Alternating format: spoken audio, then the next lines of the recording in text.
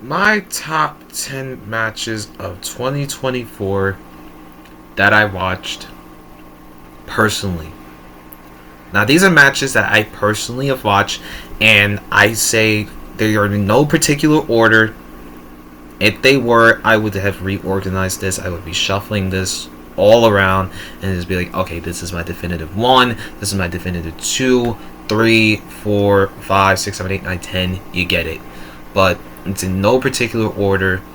These are just matches that I enjoyed a lot watching.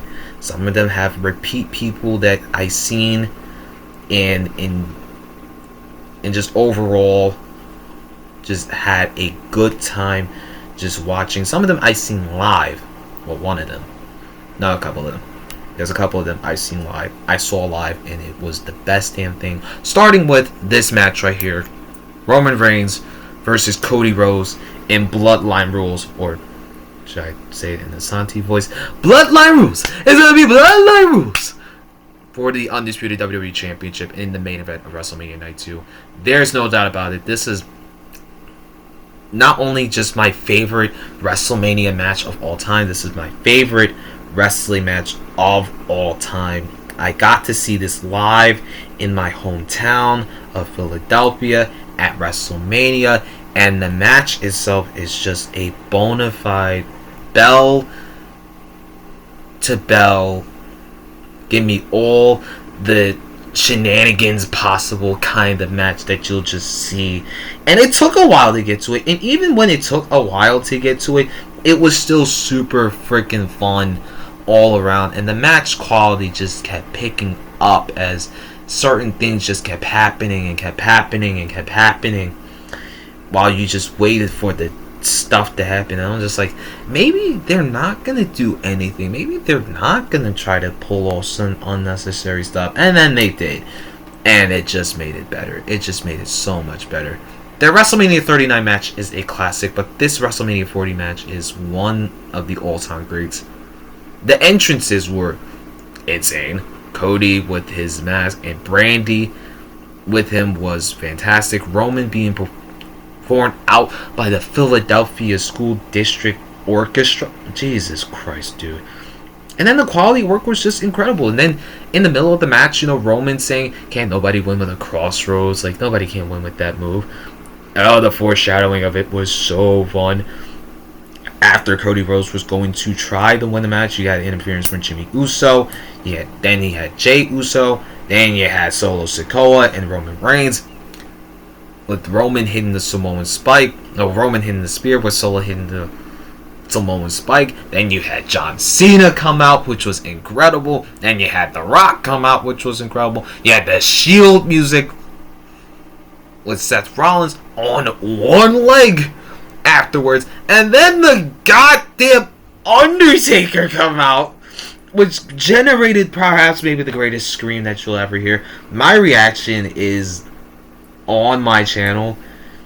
Like, it's a genuine reaction when you hear me scream to the top of my lungs when the Undertaker's gong hits, and it's like, oh my god. First and foremost, the Undertaker is my favorite of all time by far, and it's like, oh my goodness. When I heard that and I got to see him live in person, I snapped. I literally snapped.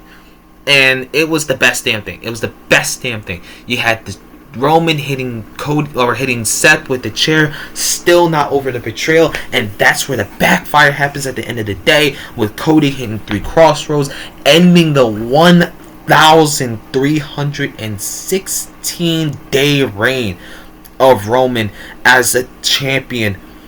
It was so much, but it was the best kind of so much that you just needed. You just really needed.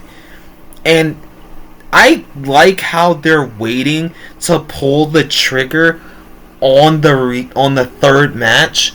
I know they're not going to do it at 41. I know they're not going to do it at WrestleMania 41. It just would be like, No, we don't need a three-peat of this just yet. I think you just need to give this some time, give it some space. Hell, I wouldn't mind waiting until WrestleMania 42 or WrestleMania 43. Hell, I don't even care if you want to pull this at a SummerSlam. But this needs to happen on a Big Four or Big Four pay-per-view. Royal Rumble, WrestleMania, SummerSlam, or Survivor Series. No Money in the Bank, no B-level show. Hell, it can't even be on a special on SmackDown or Raw. This has to happen on pay-per-view. It's the money match. It's the money match. Period. And you gotta do this the right way. It's 1-1. No gimmicks. No BS. Let those two have a straight one-on-one match with no title. Period. That's just my first one. Jesus Christ. Second one. Swerve Strickland versus Bryan Danielson at All In London 2.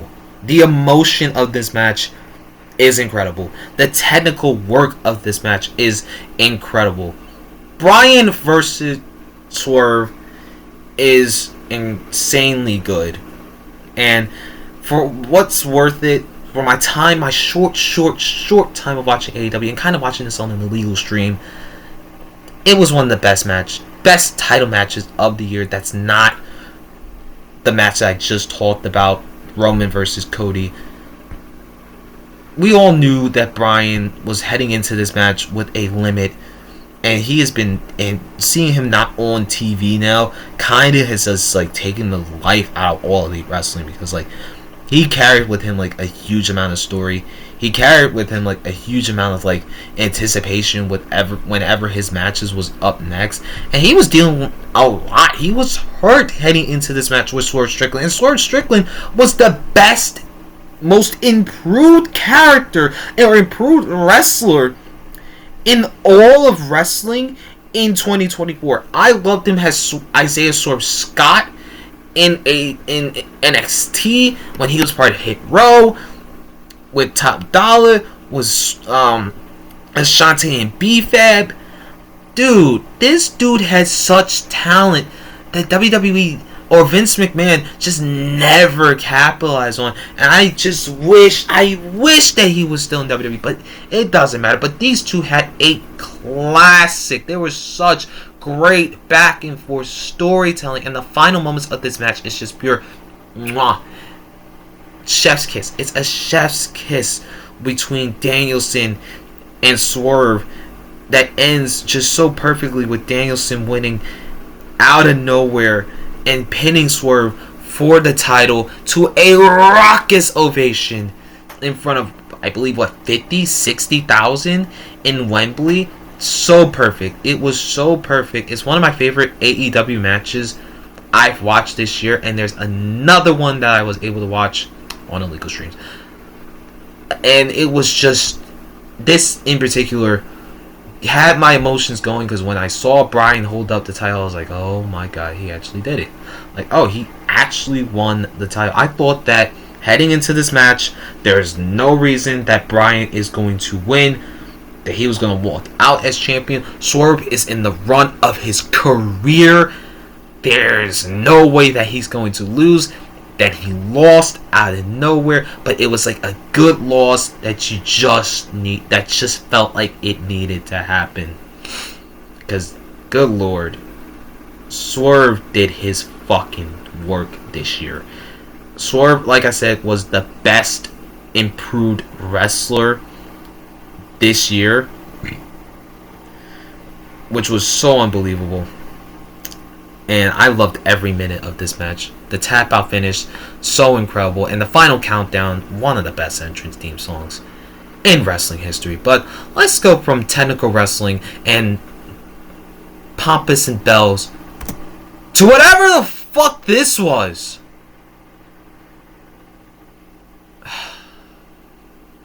Now look, there's a video that is going to be uploaded that makes me talk about why I hate violence in professional wrestling. I even talked about how much I hate death matches in wrestling. And I still can't get the visuals of what I saw in this match out of my goddamn mind. You have chairs, you have tables, you have one of the most brutal headed shots of all time, you have blood, you have staple guns, and you have a fucking needle in the mouth. Just what the fuck, bro? No, this match. The reason why this is on my list is because of how scarring this is. It's very, very scarring. And I just, from the sake of me, some reason will watch this match over and again feel like I'm living in a goddamn nightmare. These two have had some of the most insane chaotic matches ever. This one just, this is at the top of my meter at all time. What the fuck kind of insane trashed shit did I just watch that I just need to watch over again kind of match. I wish I saw this in theaters. Instead I was watching it on an illegal stream. Fucking hell.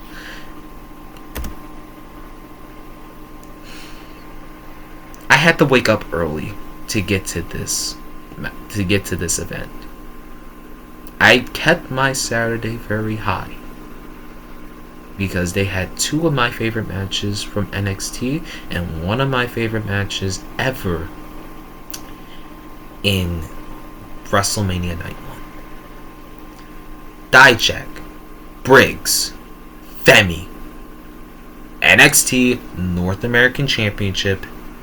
3 big men doing things that no big men should be doing in one of the best matches, best big men matches of the goddamn year. I mean, you had flips, you had power moves, you had oh god. I just, there's some things that I just can't like get out of my mind. Like Josh Briggs being able to do a goddamn moonsault, which just was so cool. And you also had like the incredibleness of Obafemi finding his way to beat both of these guys. And there were some great callbacks for Dijak, including in his like NXT North American title match against Keith Lee, where he was sitting on a chair and it, just the next thing you know, there's a move that just takes place out of nowhere and he's sitting in a chair. It's just big men doing things that's not supposed to be real. And I loved it. I loved this match. I just cannot get over the fact that this match even happened. And Oba retained.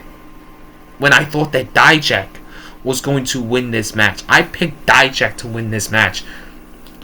It felt like Oba was going to be on the rise soon. No, Oba won. Oba retained. And continued his dominant run as NXT North American Champion up until, I believe, sometime in the fall, where it was Tony D'Angelo that beat him. And Tony's reigned ever since. And then Dijak gets released. Josh Briggs is doing his own thing in NXT and still developing as a character. And now Obafemi is in the main event now, where he rightfully belongs.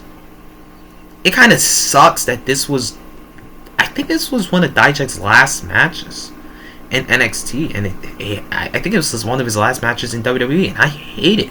I hate it because he could be thriving right now, but they didn't use him. They called him up, didn't really use him when he could have still been going and still doing the things that he could be doing right now, that he was doing down in NXT, or could have just kept him in NXT. He could have been a good challenger to Trick Williams' NXT championship. But I'm glad that we got this meaty muscle fucking fright fest of a match. This was so perfect. Speaking of perfect, Io Sky versus Bayley. Now I'm going to do an honorable mention and talk about Becky Lynch versus Rhea Ripley. One, Becky was competing with the flu and Rhea Ripley had a panic attack. But these two right here had the best women's match of WrestleMania weekend. And there was expectations, and they exceeded those expectations to the highest of degree. There was Io working on Bayley's leg, which kind of was getting rid of the rose plant in a way. And then Bayley, who was an absolute great ass underdog throughout the entirety of this match. She was fantastic. And I really just loved how this match flowed. Io is one of the best women's wrestlers in the world. I think she's going to win the Women's Rumble match in February. Bayley winning the women's title just felt right. It felt necessary. It felt great to see her accomplish that. And she's had a hell of a run. She's had an unbelievable run, back and forth, over and over with her booking. And it just was so... It felt so necessary to see her win. And there was a great counter of the Rose Plant where Io Sky did a flip out of the Rose Plant, which was so cool. And that was a great near fall where Io hit the over the moonsault for a near fall, which was unbelievable. I loved this match.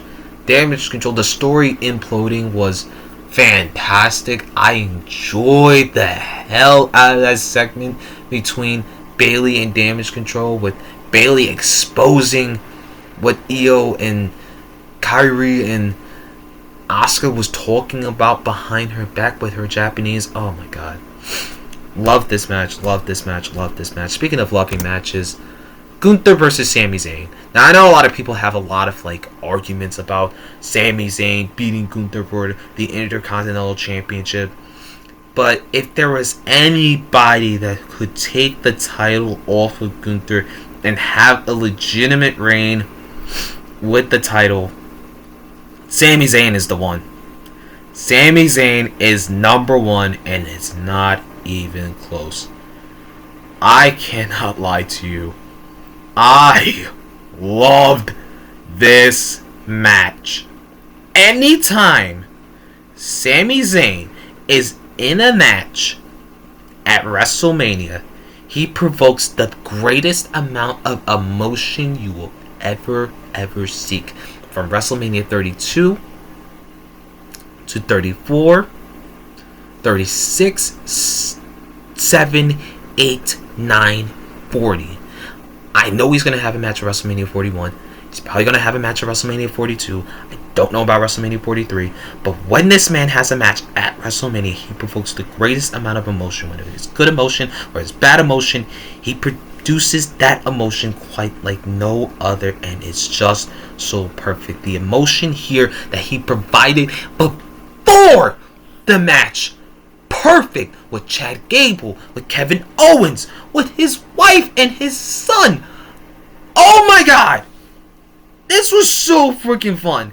Gunther dominated this match for most of the time period. And I just felt in my heart of hearts that Sami probably was going to... He is the best underdog in a match you can ever count on.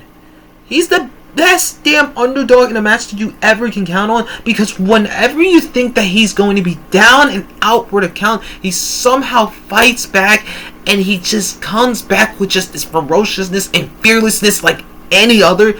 He's so perfect in that underdog role. Nobody can disagree with that. Sami in the final minutes was incredible. So incredible. Just when Gunther had him, put him down for the count, Sami fought back, cooked him with a brain buster on the top of the turnbuckle. Jesus Christ. This was before the tag team match between The Rock and Roman Reigns versus Cody and Seth.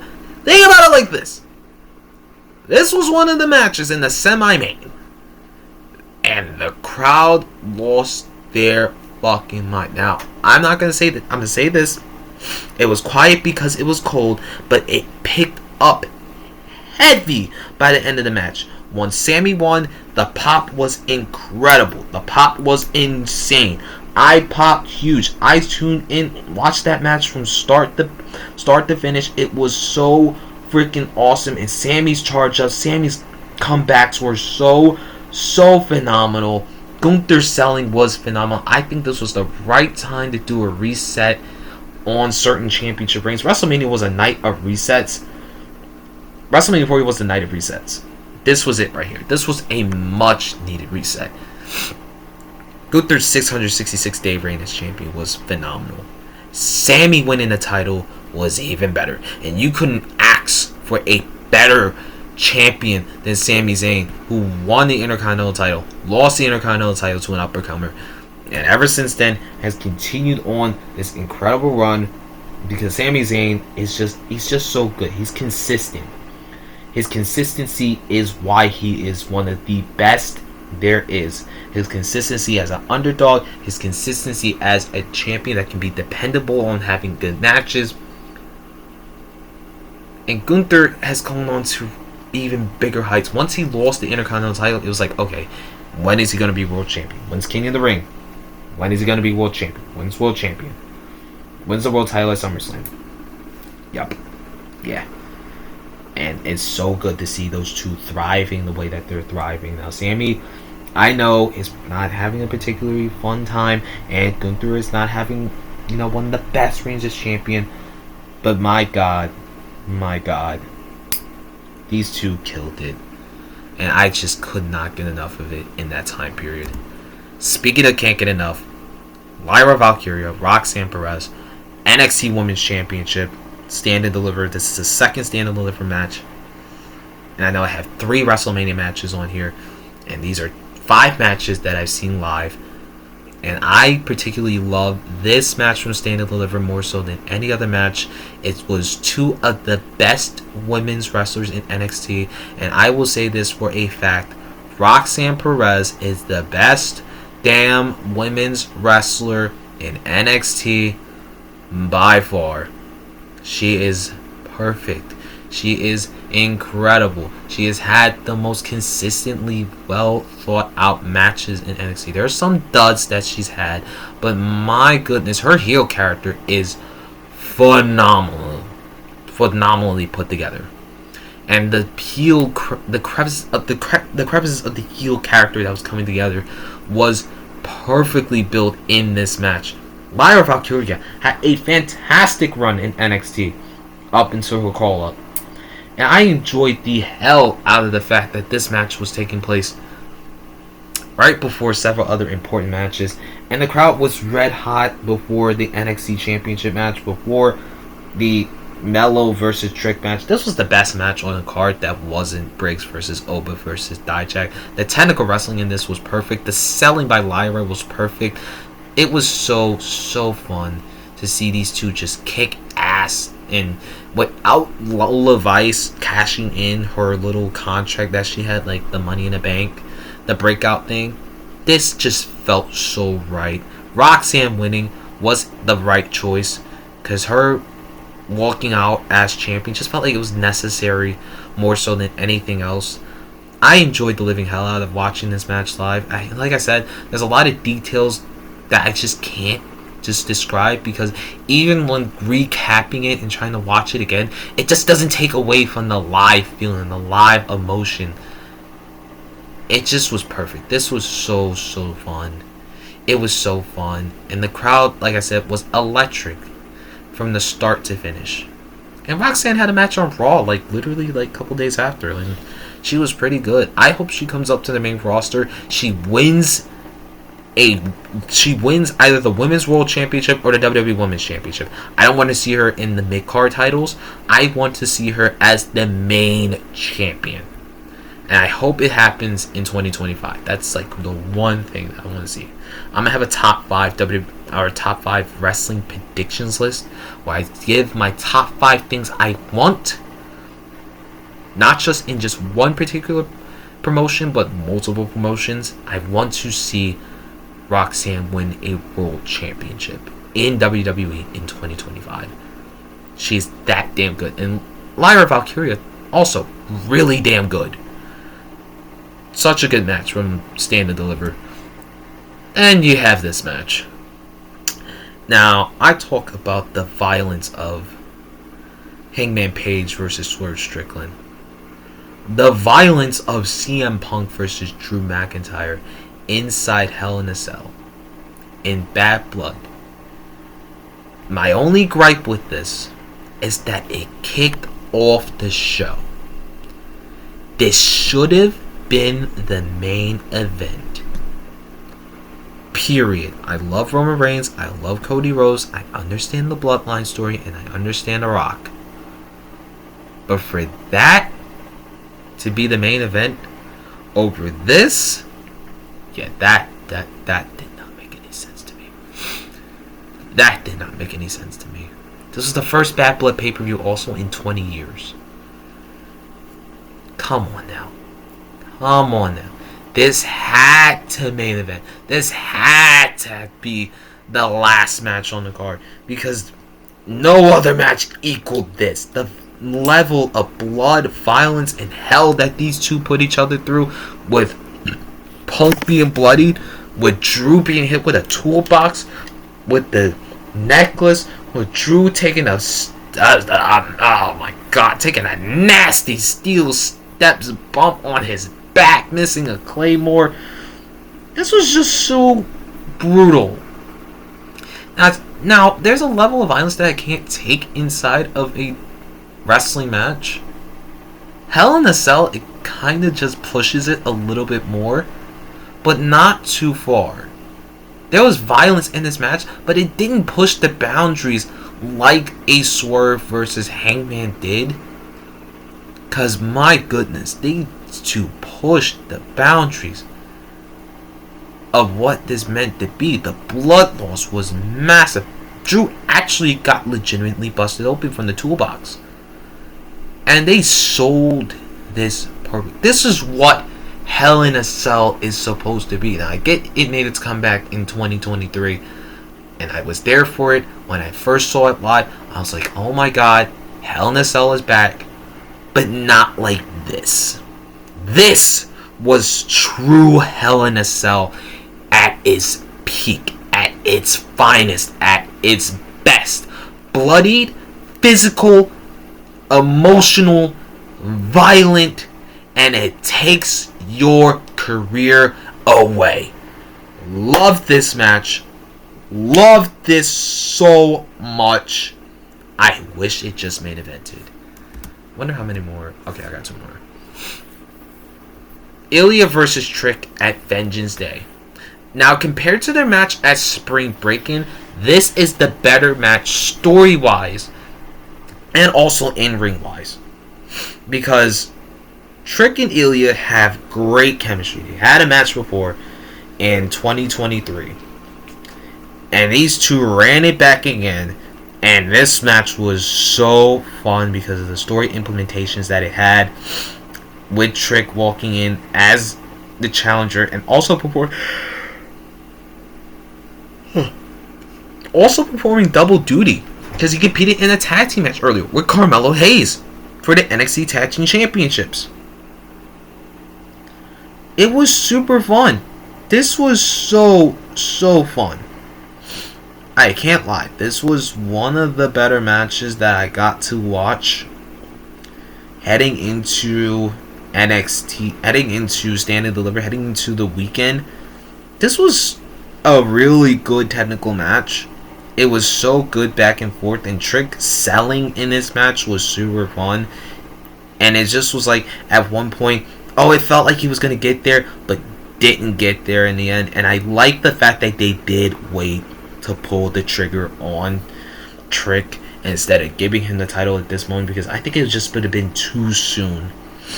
Ilya winning was the perfect choice. It was the right choice. And then afterwards, the mellow heel turn, when you knew it was coming and it just still hit you. You never trust the credits. You never trust the ending credits, because you just don't know what's going to happen in an NXT match. Again, this match was super fun. I enjoyed the hell out of it. This was better than their Spring Breakin' match from an in-ring standpoint. But the story behind the Spring Breakin' match compared to this is much better. But I just prefer this match over their Spring Breakin'. And then finally, Wesley versus Zach Wentz. if there's one thing I enjoyed the hell out of this year was the TNA WWE pairing that they did, which was super fun. Joe Hendry, Rosemary, Hammerstone. Oh God. But this was perfect. This was perfect. Zach Wentz, Wesley, the Rascals getting back together, the emotional breakup afterwards that just broke my heart. That breakup broke my heart because they came back together out of nowhere, and then broke up out of nowhere. Like, dude, it hurt. It hurt to see that. But the matches that they had were super good. One, their match at, I believe it was No Mercy, was fun as hell. But this match on the first night on CW, it took a beating. They took each other to the depths of hell. There was a nasty table spot where Zach Wentz overshot the table. Good God, dude. Oh my God. It was just so brutal seeing Zach Wentz overshoot that table. And, oh my God. Oh. It just, all in all, this match really delivered on emotion, storytelling, and in-ring wise. It was the last that we saw of the Rascals so far in WWE. And I think that should stay that way. Wesley has been on an incredible heel run in NXT. I think his time coming on the main roster is coming up soon than later, because he is a phenomenal in-ring talent, and he came back from injury and has just been cooking. He's been cooking ever since. And with that Meteora with the chain through the chairs for the final finish, God, loved it. I loved this match so much. And I will say this, this story that they told, it was super short, but it was super fucking perfect. It's one of my favorite storytelling matches that they had this year. Now, other than that, let me know what you thought were your favorite matches of 2024 that you watched, or maybe that you just wanted to suggest in the comments. I will definitely be taking a look at some other matches down the line. And 2025 should be an incredible year. I will try to get back to watching more and more wrestling than I did before, all over every promotion. But other than that, I love you guys so much. Peace and love to all you all, and I will see you all in the next video.